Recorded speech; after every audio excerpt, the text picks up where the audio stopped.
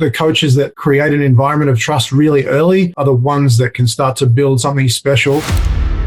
Authenticity and stepping on stage with your true self is one of the most important things to connect with the audience. If we want athletes to perform under pressure, then we need to show that we can do that ourselves as coaches and instructors. I think you need to be authentic in who you are, so the way you're being, and you need to be adaptable in what you're doing. So why is it got to be so damn tough?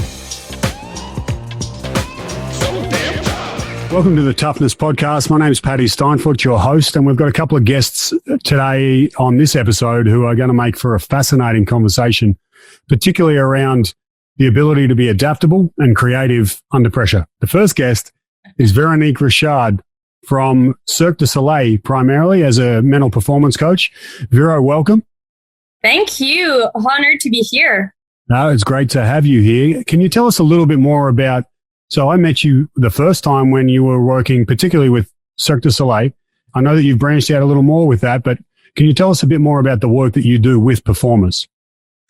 Yeah, so at Cirque, we have a different way to operate with artists. So there's one side of my job, which is providing individual one-on-one meeting with artists that either might go through a tough time or just want to optimize their performance. Sometimes when the newcomers are coming into circus, they need a little bit of guidance and they might be a little bit stressed out to be on one of the biggest cirque stage in the world. So I do a lot of one-on-one, and recently we've just launched a program which make me go on tour with the different shows. So I was spending a few days, so usually 5 days on show to really prevent problem from happening. So I was mainly doing workshop with artists on topics that were really relevant to their reality. After a few years working with them, I have a few topics that I knew was relevant. And then we organized this most of the time with performance medicine. So I was really working hand in hand with what we call at Cirque PMed. So they are the physio, usually working with the artist. So yeah, that's a little bit of the work that I'm doing with Cirque. Awesome stuff. We'll dig back into those. You said there's a few common themes and classes that you do. We'll circle back to that. But I want to dig into one of the things you mentioned there was newcomers, which I was quite surprised to learn, and I'm sure a lot of the listeners will be surprised, that some of the new artists, as they're referred to in Cirque du Soleil, because it is an art and a performance on stage, they do some pretty amazing shit though. And it turns out that some of them have a background that you wouldn't expect, that there's some transfer over from people like X Games competitors. Can you tell us a bit more about that? Yeah, well, Circus has expanded a lot his recruitment, if I can say. So the casting is becoming more and more large since some of our show now are really having different type of arts. I don't know if you've heard about the new show in Vegas, Run, which there was some motorcycles, BMX, like a lot of different artists. And we have a huge amount of our artists that are coming from sports. So of course, the obvious gymnastic, trampoline, diving, but sometimes they come from other sports as well. So when they arrive, they don't necessarily have any artistic background. It's not because you were a male gymnast that you had any like performance on stage experience. When I was doing my internship in 2011, there was this program where everyone that wanted to be part of circus, any artist, had to go through a 10 weeks development program where they were receiving, yes, artistic training, acrobatic training, but also mental performance, nutrition, strength and conditioning. Unfortunately, since 2013, this program was abandoned, but now we are trying to bring back this type of mentality with different programs that bring athletes or different performers into circus to teach them, which we call most of the time PPP. So to teach them what it is to be an artist, because it's not only about the acrobatic or the like movement performance. It's also about the presence on stage and the artistic side of things. Right. Super interesting. Our second guest is a friend of mine from back in Australia, Darren Holder. You'll hear me refer to him as Stubby throughout the show. That's his nickname. Stub, welcome aboard. Thanks, Paddy. Great to be here, mate, and appreciate the opportunity. No, I think both of you, even though there's very different backgrounds there, it's going to make for a fascinating conversation. Darren, for a number of years, more than half a decade, was head of elite coaching with Cricket Australia. For those of you from America who have not much idea what that is, it's basically the rest of the world's baseball. And it is a very intense schedule, more than anything, similar to baseball. The game itself is relatively slow paced with some bursts of activity, but the touring is brutal. And there's a lot of work behind the scenes to help people get through some of that grind. In particular, getting through it and also learning and getting better at the same time. And Stubby, can you tell us a little more about what your work was like there with the coaches in particular?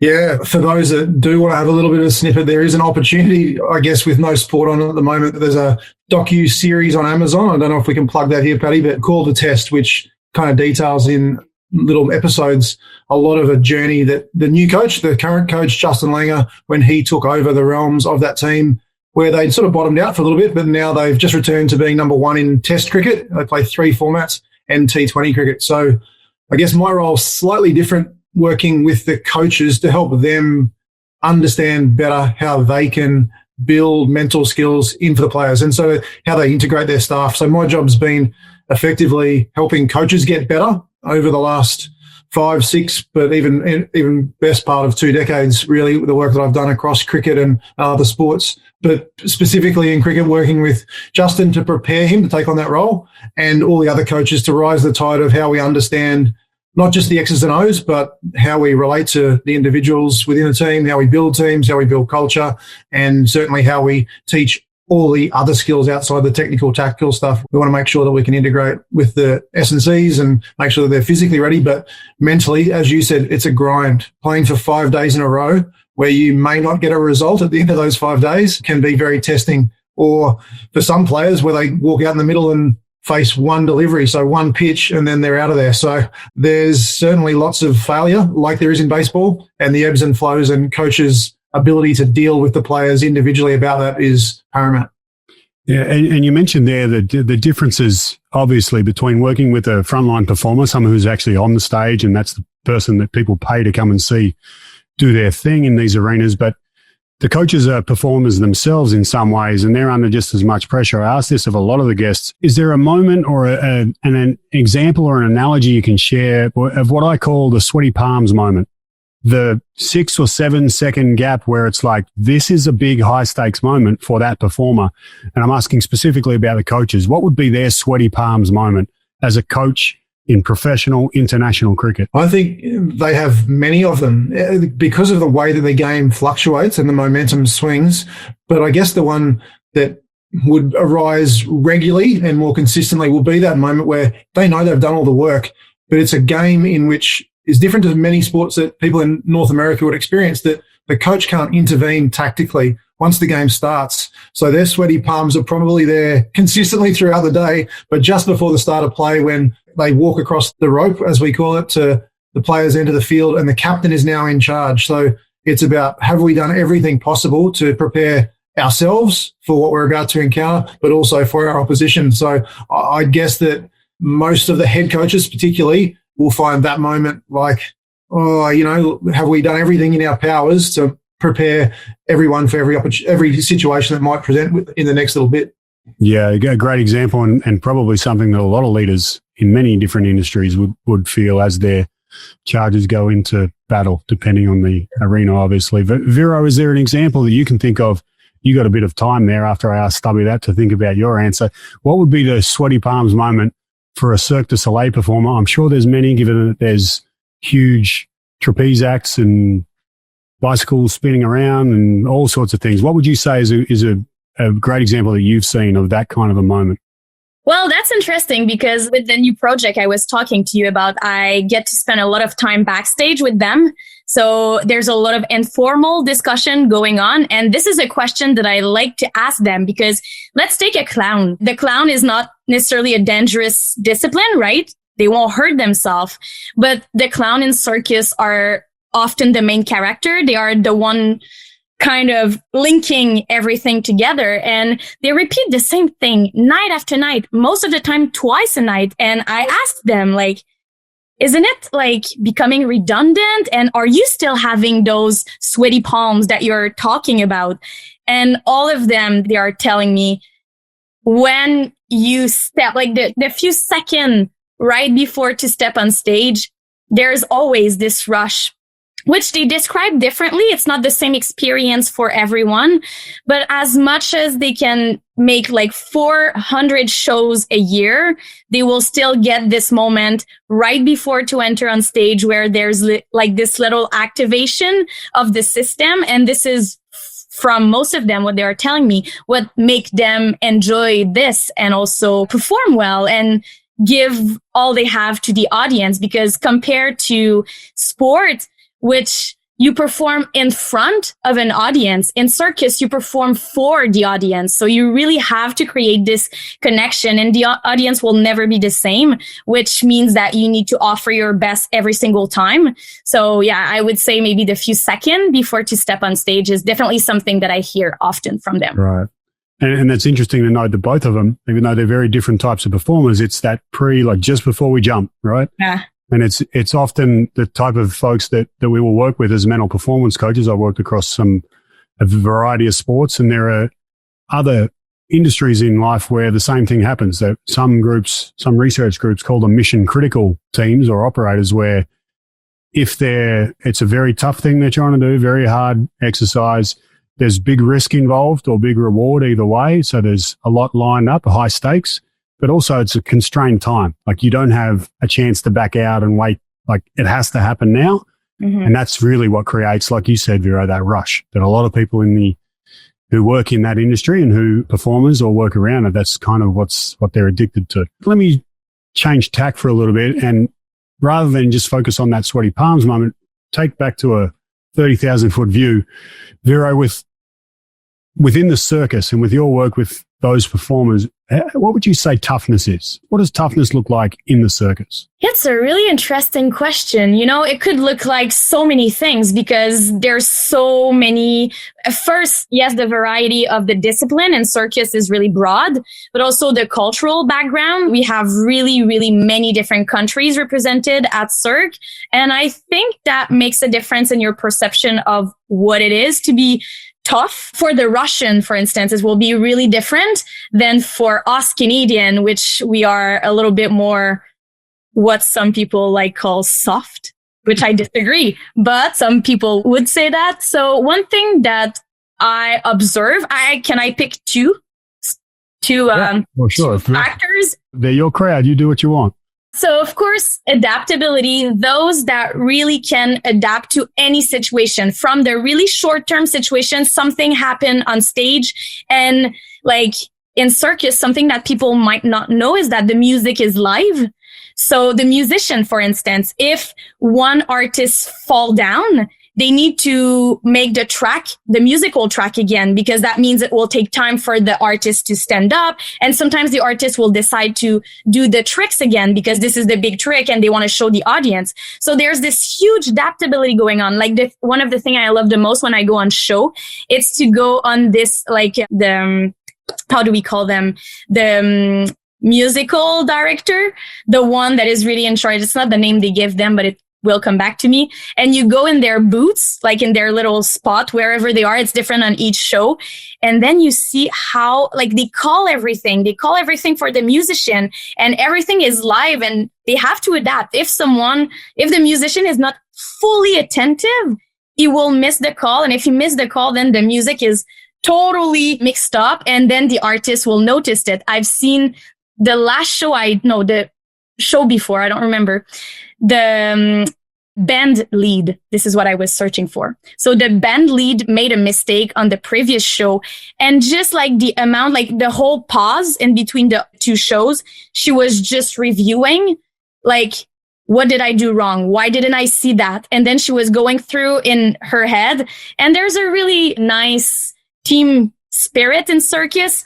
So the artists that were on stage when she made that mistake, they came to her and they just worked together into adapting to the next show. So there's beautiful thing happening, but definitely adaptability is one. That was one. What's two? Yeah. The other one, I read recently something in the literature which explained, like, to me a lot of things. And it's like how much, especially those that are in high risk discipline.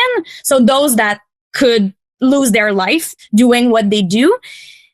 We think that it's for the rush of adrenaline that they will tend to kind of get involved in those activity. But I saw a research recently which said a lot of them, it's for the emotional regulation.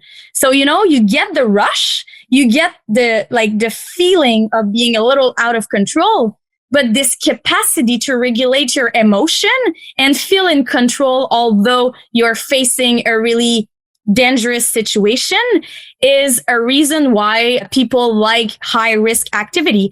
And when I think back at so many comments that artists are like telling me, such as, I like when I feel like the adrenaline coming, but just focusing on my breath and really feeling connected with my apparatus. A lot of them, like the object they are working with is really connected with them.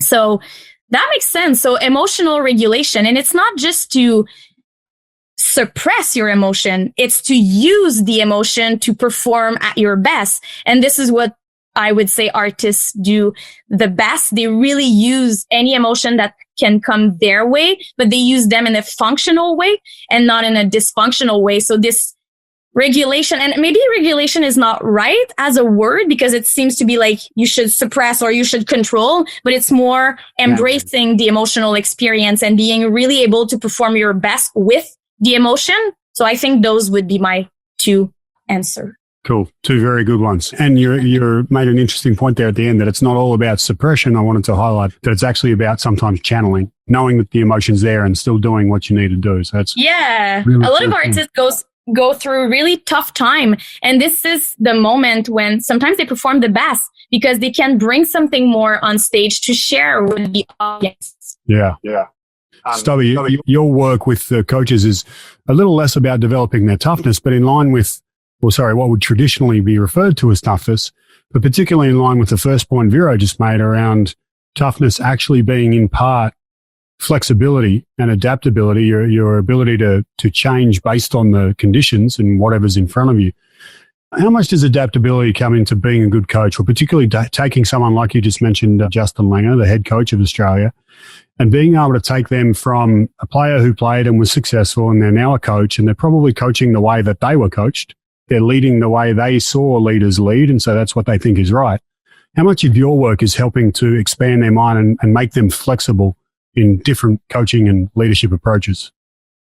Yeah, it's a great question. I really like the analogy that Vero used around what I would consider the conductor, that you're trying to provide them with this opportunity to lead, and all the members of the band, whichever their role be in a cricket team or a football team, they know those with some real clarity and be able to perform them. So I think when you threw around the toughness piece, I was thinking about their ability to just be the calm and consider and be consistent with their response as opposed to being reactive. So I think responding to the stimulus as opposed to reacting is a really key factor. So there's flexibility, but it's a flexibility in that they've taken in all those stimulus and tried to kind of level out the emotions that probably the performers are experiencing a bit more, that Vero referred to. So the coach is a bit of a thermostat, like try and keep things level, but they also need to be authentic. So that's the one thing that young coaches really struggle with, Paddy, is being someone that they were in a previous part of their life, maybe as a player, or trying to be that coach that they had.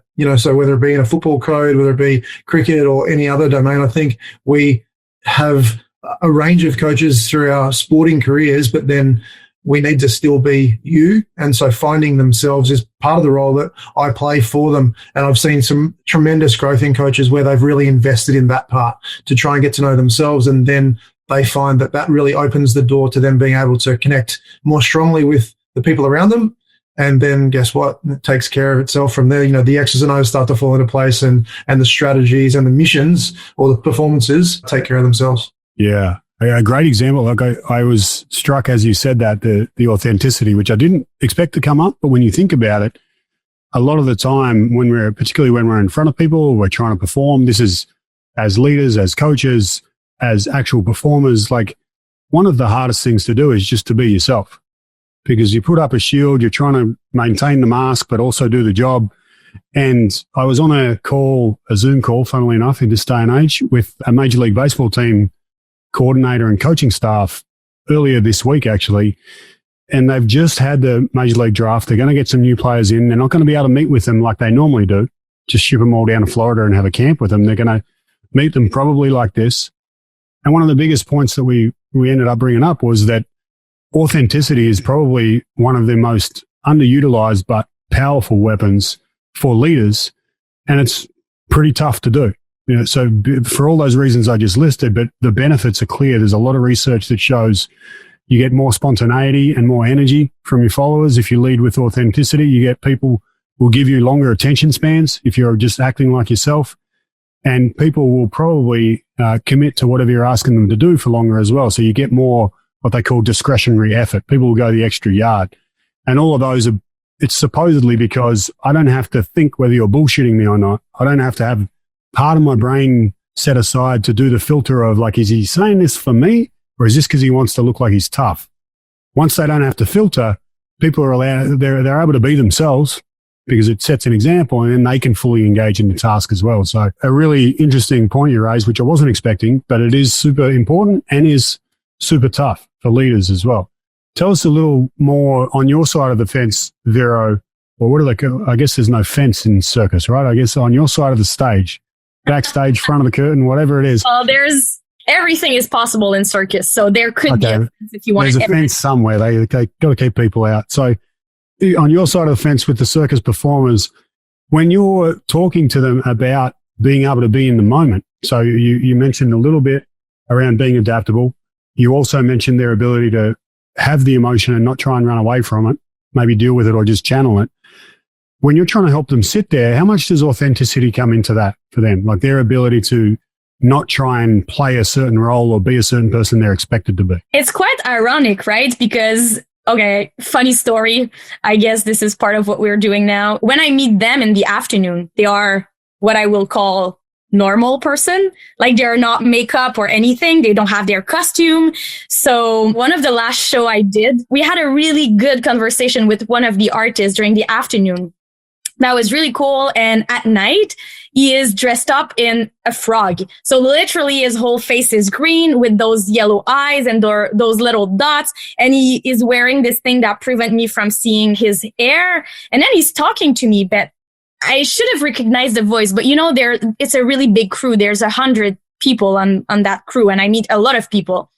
And then I'm like, oh, that's really cool. Where are you from? And then he looked at me and he was like, what do you mean? We talked like for 30 minutes this afternoon. I told you that. And I was like, oh my God, I'm so sorry. I just did not recognize you, right? And then he started laughing and he was like, in any other circumstances, I would have been a little offended, but now I kind of understand. So all this to say that it's ironic because none of those artists are playing their own self when they step on stage. They are always costume and always like playing a character that doesn't belong to who they are necessarily. Yet, they will always tell me that authenticity and stepping on stage with your true self is one of the most important things to connect with the audience. Again, I will come back on with clowns, but I had maybe one of the most amazing discussion with a clown recently. And for him, there's kind of this triangle, which is like one side of the triangle, it's him, like the real him in real life. Then there's his clown. And then there's kind of this other character that lie in between. And this is the connection with the audience. And like artists, this is what I love working with artists. They need to think about those things. They need to dig deeper into themselves and figure out a way to bring their true self on stage. So like you were just talking, your example about a coach that is authentic will catch attention longer and maybe like the attention because you won't say, is he like fooling me or anything like that? Well, with artists, it's super important that the second they step on stage, they need to have all the eyes on them. And to do this, there's no other choice than finding your true self and be authentic to yourself. And that's why it was really good when they were coming to Montreal, all of them before to go on like a show, because it allowed the professional at circus to develop this capacity in them not that they cannot do it by experience, but for sure it's maybe better if you have a little bit of support before to step on stage. And you need to be more naked than you think to step on stage and really connect with the audience. And this is what makes the difference between the best artists and those that are performers, I will say. Like there's a difference and you can see it on stage. Yeah, I would say that my karaoke skills would show that out. Real performers are able to do it. I just pretend when I'm doing that. I'm interested, Stubby, that because a lot of the population that you work with around, you now consult as a coach development expert in many sports, but often the sporting environment is not one where people are prone to think and dig deeper about themselves, right? Like Vero, you said you're blessed to work with performers who almost have a need, a want to explore themselves more and find that expression. And, you know, that triangle is a great metaphor, a great model. I'm hard pressed to think of maybe 25% of the athletes or coaches that I might have worked with in sport who would be even close to doing that themselves, let alone willing for me to push them there. How do you find that? So important. They should all do this, but that's another conversation. Should is a great word. Stubby, what's your experience with that in pro sport? Yeah, no, I totally agree. It's funny, isn't it? Like we have the performers that Vero is talking about, the artists who are really looking for themselves so that they can be their character, yet athletes and coaches to a certain extent are trying to create a character so they can be someone that they're not. So it's in many ways, and you see that, and I think the best ones, those that are experienced and have had some success and have built expertise over time, they are themselves, the Belichicks, the Popoviches, and certainly in that part of the world. And then you look down in our part of the world, the people that like Craig Bellamy and Wayne Bennett, even though they're very different personalities, they know who they are and they're able to be themselves 100% of the time. And that's what it takes. So I was listening to Vero, and when you pose that question, Paddy, I think it's all about believability, right? So the players have a BS filter. They know if the coach is talking rubbish and not being who they are. Yeah, but the best knows for bullshit in the business. Exactly. So, the performers, the people they're trying to convince the audience. So they have to be true right from the start, because if the audience doesn't believe it, you're not selling the show. Whereas in our sporting environments, I think the coach needs to be, and belief is about that trust piece, right? So if we talk about, Covey's model of trust, it's about character and competence, and they need to show they know what they're on, they know their stuff, but they are also genuine and authentic in the way that they build that belief in others. So I think those two pieces are really critical. So the coaches that create an environment of trust really early are the ones that can start to build something special. And players, I guess, are part of that process. So those that are able to let their guard down and be themselves are certainly going to have so much more growth possible, whether it be on the field, but certainly off the field, and being able to lead and to do other things post their sporting careers. Yeah, we've talked ourselves into a twist here. Let me reflect two things that all of us have said that don't seem to gel at first glance. So we're all agreeing that toughness is in significant ways about adaptability, your ability to deal with shit, change, adapt, move, shift, whatever. And then at the same time, we're saying, it's really tough as a leader to just be yourself. Don't change. Right? So we're saying toughness is being able to change, and toughness is being able to not change. Either of you can take this one. How do you solve that? Like, tell me how that's wrong. I see a difference between being and doing.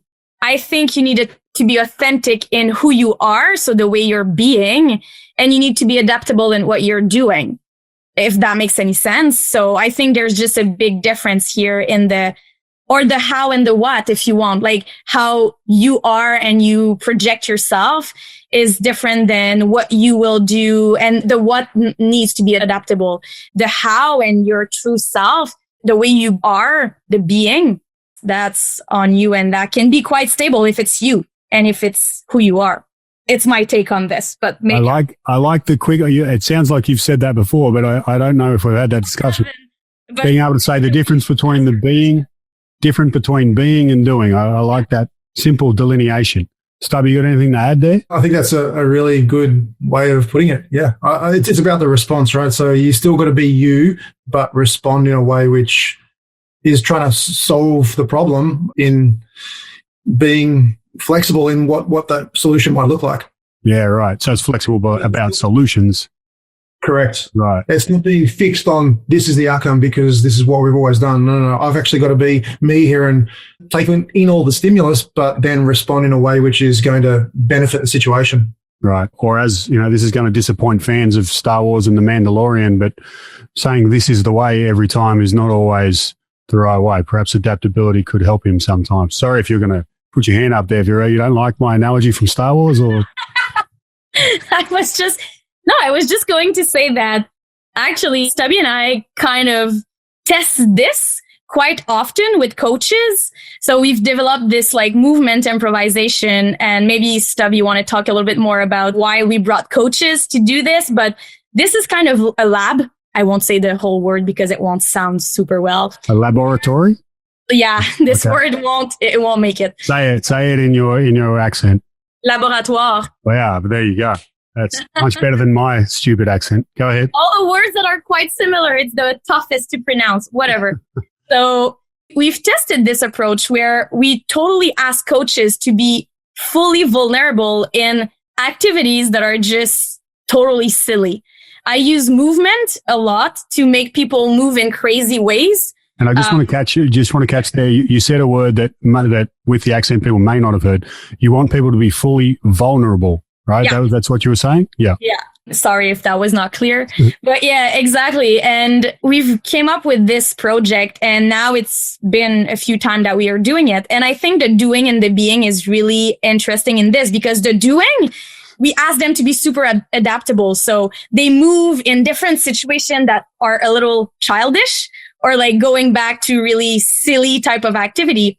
But if they are not true to themselves, they have a lot of trouble going through the activity, and they feel so uncomfortable until the moment, which is my favorite moment in life, actually, and I'm not joking, when a person decides to let go and to just be who they are. Stop caring about what others think. Stop caring about, am I looking okay or not? Am I doing okay or not? It's like not important in those activities. They just need to be who they are and to do spontaneously whatever they are asked for. And maybe Stubb, you can jump in there because you've been a big witness of those activities and you've seen coaches evolve, I would say, from it, not necessarily because of it. Well, I'll probably back the truck up a bit, Paddy, and tell a little bit of the story of how it evolved. I think that's really important because it's definitely about performing under pressure, right? And that's what all your listeners are having to do. And Vero and I were lucky enough to cross paths, and I was fascinated with, I guess, what Red Bull. By the way. Yeah, that's right. Yeah, Paddy, you actually introduced us to each other, so we crossed paths because of you. I did something right. In the last 10 years, I've done at least one thing right. Yeah. So, I mean, I was fascinated by the way that Red Bull, with their athletes, provided environments where they were trying to take them totally out of the domains that they were experts in and put them in other situations which were going to either scare the shit out of them or actually force them into uncomfortable situations where they had to respond. And I wasn't as interested in that from a athlete perspective or a performer or an operator perspective, but certainly from the instructor. How do we create that for them? Because for me, it's all about modeling. It's about modeling. And if we want our athletes to perform under pressure, then we need to show that we can do that ourselves as coaches and instructors. So the opportunity presented, and I remember calling Vera when she was doing a postdoc, I think, at Florida State University, and saying, do you want to come to India? And she's probably thinking, what is this guy from Australia who I don't even know what cricket is? And that's the thing. Do you want to come to India to work with cricket coaches? I'm like, what?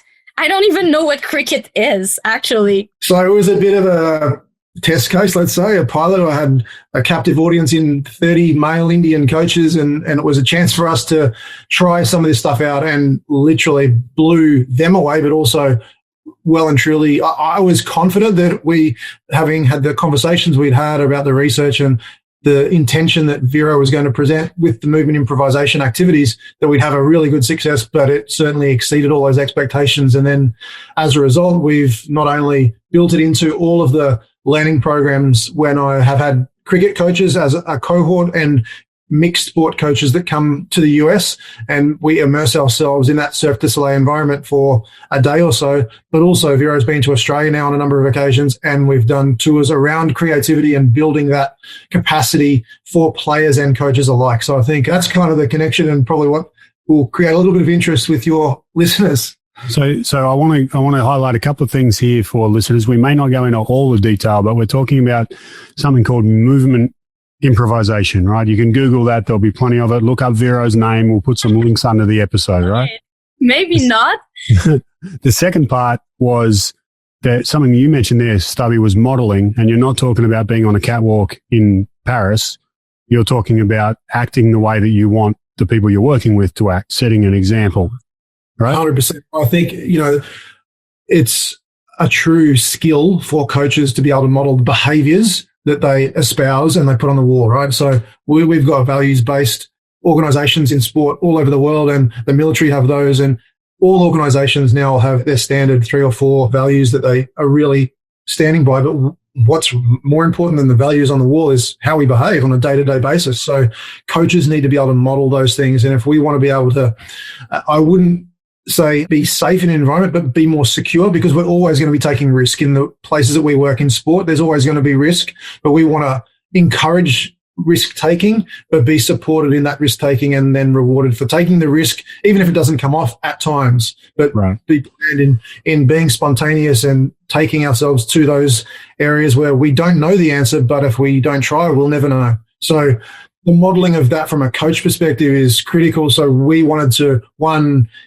put them in an environment where they were supported by Véronique, myself, to be secure and not going to injure themselves, but also they're going to be very challenged. So mentally, cognitively, but also physically in some of the movements that she is asking them to perform. So that was kind of the baseline or the foundation to then take that into a sporting environment. And we were very fortunate earlier this year on a trip to Australia when Véronique came down to have some of the coaches that were on a previous trip to America had experienced that. They were able to transfer it into their club environment. Now, I'm talking about an Australian rules football club here now. All their coaches, all their performance staff, all the people in supporting athletes were part of a group that went through these activities, as were every single one of their players. And then the next day we did some education around that process and took it out onto the training field. And to then see the coaches spontaneously, without our provocation, during the session, stand up and model the behavior. So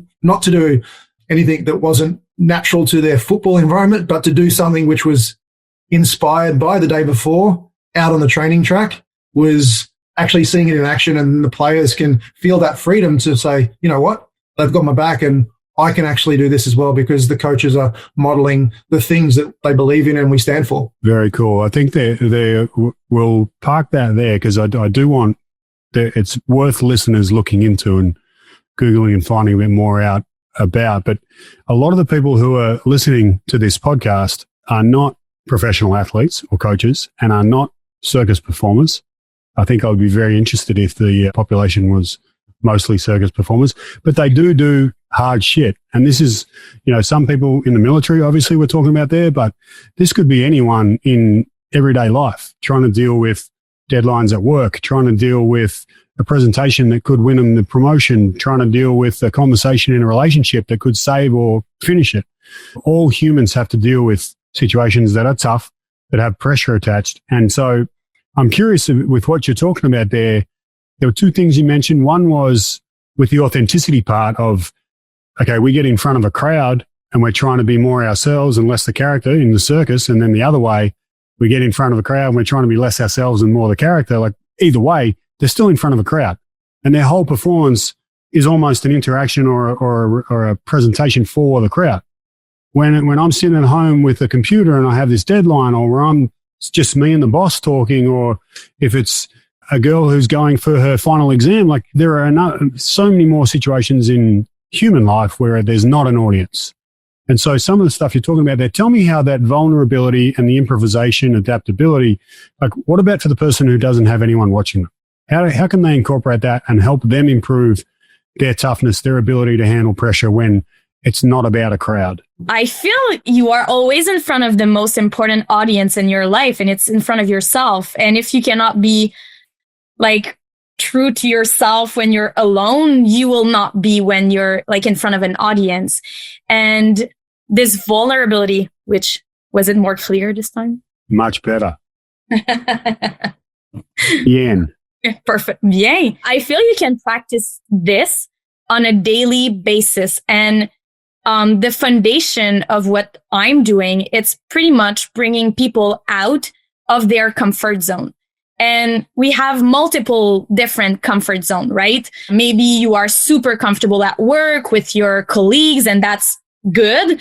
But when you go out in a pub and you're not with your colleague anymore, now you're becoming super uncomfortable. Or maybe you're uncomfortable when you're comfortable when you are with friends, but when you are at work. So basically, we all have our zone of comfort. And one thing that people could ask themselves at any moment in life is, what am I avoiding? Not because I'm not skilled enough to do it, but because it makes me uncomfortable. And if you can just slowly start setting your environment in a way that it will force you to progressively, not like if there's something that makes you uncomfortable, you don't have to go all out like tomorrow, but like progressively kind of enter in contact with this discomfort. Slowly, you are expanding your comfort zone. And if you are having a bigger comfort zone, then you are not only becoming more adaptable, but you can be more of yourself in multiple situations because you're comfortable enough to act as yourself. So this is a simple question, but every single person that I've asked this question to kind of have this like moment of, oh, and it can be a ridiculous thing. Like myself, I've noticed like raising my hand in a class when there's an expert speaking, that will make my heart like beat increase. So when I was doing my master, I decided to slowly raise my hand more often, and then in bigger group, in conferences, in big conferences. So then I'm not saying that my heartbeat is not increasing anymore, but I can do it. Like I can do it and be myself when I'm facing those stressful, which might sound super trivial for your audience, but we all have those little stressful situations. We all get stressed by different things for sure. I think it's a great question. I want to ask you, it's almost like inoculation, right? What you're saying is by doing bit by bit, I'm slowly getting my body used to that reaction. Let me ask you though, you said my comfort zone's expanding, right? Now, that could be one, or it could just be, I'm still not comfortable, but I'm able to do shit with it, right? Which one is it? It's really interesting. And, I think it's both. Some will just become more tolerant to discomfort, which I feel movement improv is about that, being like more comfortable. I don't think at any point you really actually tolerating discomfort more than becoming comfortable. But sometimes just by trying something, you realize that it wasn't your head. It's a catastrophe scenario that you were creating for yourself. And once you try this thing, then you don't have this catastrophe scenario anymore. So therefore, you expand your comfort zone because now you are comfortable. And we all have like hundreds of examples of situation that we were avoiding. But once we step in, we're like, oh, this is actually fun. Yes, it's actually fun. What if it's not fun though? Like I've got a pile of washing over there that I have been avoiding. I assume you're not talking about that sort of stuff. We'll get to that later. Stubby, your crowd in particular, more so than the performers, they are performers, we've said, but the coaches don't perform in front of the crowd as often, or if they do, their crowd is really the locker room, right? Maybe the boardroom sometimes when they're trying to save their job. But let's use them as an example, perhaps, of it's less about who you're performing for. And do you agree with what Vero said, that the audience is actually yourself? Yeah, and the media are probably a big player in that market as well. For head coaches, particularly when they've got to get to the media, but managing up and the stakeholders around management, board, CEOs, and also then, winning the meeting, like being able to provide the right information to the players at the right time is crucial. But I really like that description that Vero provided, because I think it really digs into what it looks like from a comfortable position, and you're trying to make sure that they get some more reps, right? So whether it be emotional skill or emotional response or a mental response. So whether we're thinking it or whether we're feeling it, we actually need to get reps at doing it to get better at it. So I think from a coach's perspective, it's just about setting up like they did as athletes, if they were athletes prior, a routine and ritual that they can follow the process of how they're going to prepare for the meeting, if it's a meeting or a press conference, and then get in there and continue to go through that process and make sure that it's about the messages that you want to get across, not necessarily having to respond to media all the time and give them what they want. Make sure it's about how you want to portray the day's play or the performance that was just taken part. Very cool advice from both of you. Appreciate that. We're going to wrap it up here with a question that I often ask people, because sometimes, more often than not, we have a little hero sitting on our shoulder or in the back of our minds that we don't even know is there. But our beliefs are shaped a lot by the people that we admire or who taught us along the way. And sometimes they have a saying that they put it better than us, right? And I'll use an example from my childhood, particularly in reference to what we're talking about here of not worrying what people think. And my mum was adamant that that was the devil's work and you needed to just be yourself. She came, no nonsense woman from a country town in Victoria, grew up on a farm. And anytime I wanted that pair of Jordans or those Reebok pumps, or I want that shirt that everyone else has that costs $80 for some reason, she would turn to me and say, "It's not a fashion parade, Paddy. It doesn't matter what you're wearing." And I hated it at the time, and probably reflects in my choice of fashion nowadays. But it really summed up her beliefs and her values around not worrying what people think, that it's more important to be you and do what you do.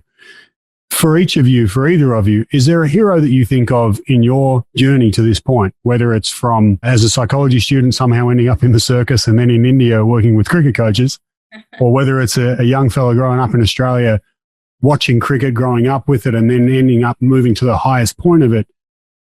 Is there someone along the way you think of and you're like, yeah, they were a great example of this and here's how they put it? I think the experiences that I've had, Paddy, living in different parts of the world, living in India and the Caribbean as well as Australia and the cricketing world, but then now working with sports coaches across, there are just so many that you try and pull pieces from. One of those coaches, and I'm sharing a story sort of third hand because one of the coaches, he was the Team Australia baseball coach for a period of time. He's an American. He grew up in Chicago, but a very close friend of mine. And I know when he was a rookie coach in baseball in America, so it might resonate with your viewers. He was finishing a clinic and he ran over to a well-known Hall of Fame coach, Jim Leyland, who coached the Detroit Tigers at one point, and said, Mr. Leyland, can I ask you some advice? I'm, really keen to get better at this craft of being a baseball coach. And he said, young man, you're not coaching baseballers.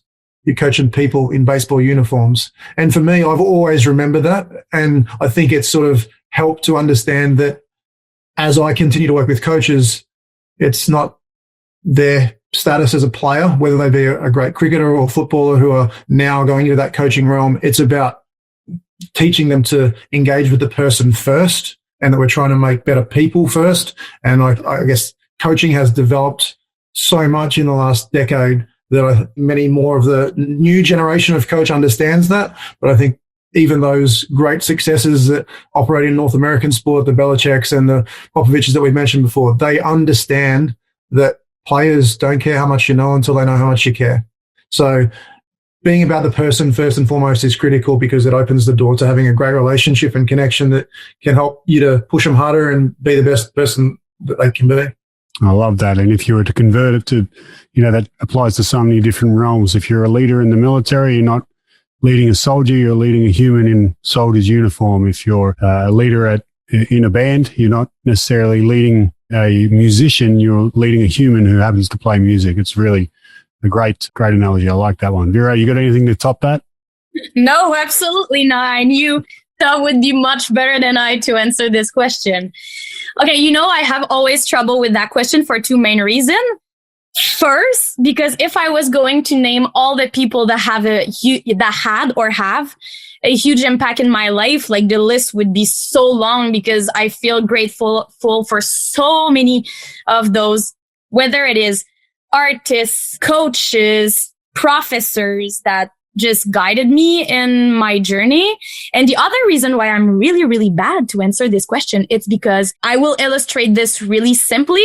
I did not recognize Paul McCartney by talking to him for 5 minutes. So I have a huge problem with names and like kind of having those superstars that I have no clue who they are in life. So my hero are those people that I encounter and that I'm pushing to get out of their comfort zone, that are resisting at the beginning and that are giving me the look, those rolling eyes or those avoiding behavior or whatever, but that one day they decide to dive in and to give it a chance. And when I'm giving conference, I will always talk about those people. I never name their name, but for all of those that are willing enough to just take that leap of faith and try something new, try something different. I've seen people crying in my movement improv, but for the best. And I always have them with me because they are guiding what I'm doing. And I know that even though it's only maybe one or two people, a group that really, really gets something out of it, I just feel it worth it for those people that were a little bit stuck inside before, and that this maybe could have helped them to get out of their shell. So those are my people. I'm a little disappointed, Paddy. I'm a little disappointed that I didn't get a mention, giving Vero all these opportunities to work with coaches, that I wasn't one of the heroes. Well, you would be the hero. Hey, maybe she'll say it when we get off air, but it's going to be the next beer's on you then, Vero, if you've let Stubby down like that. I think it's a great way to end the episode, though, because it's a really a perfect way to sum up. And a very important part of toughness is just taking a chance, taking a leap and diving into something that might be uncomfortable. Usually most of the good things that happen in our life end up happening because we did something that was a little bit tough to start it off. So great way to end it, Vero. And you do owe Stubby a beer for that, though. So thanks. I want to say thanks very much to both of you. I'll give you a beer. I'll pay you a beer next time we see each other, and we'll be. I appreciate you both for your time. Thank you very much. And hopefully, and also if listeners did want to look up some of that movement improv stuff, is there a place you would recommend, Vero, or do I just say Google movement improv? To be honest, don't even Google it because it's still something that we are building. Just find me on LinkedIn, find me on Twitter, and shoot me an email, and I can then send you all the information about movement improv and what Darren and I have been doing over the last 3 years. It will be more than a pleasure to answer the question and provide you more information on that. Cool. And likewise for you, Stubby, or Darren, as Vero just called you, for people who are looking to get in touch with Darren Holder. Probably the best thing, mate. Coaching Better is the coaching consultancy that you referred to earlier, and it's certainly working across sport, both in Australia but also internationally, to support practice and performance of elite sport coaches, but also instructors in other areas of performance domains. Cool. Thank you very much, guys. Appreciate you being on. Thanks, mate. Thank you. It was a real pleasure.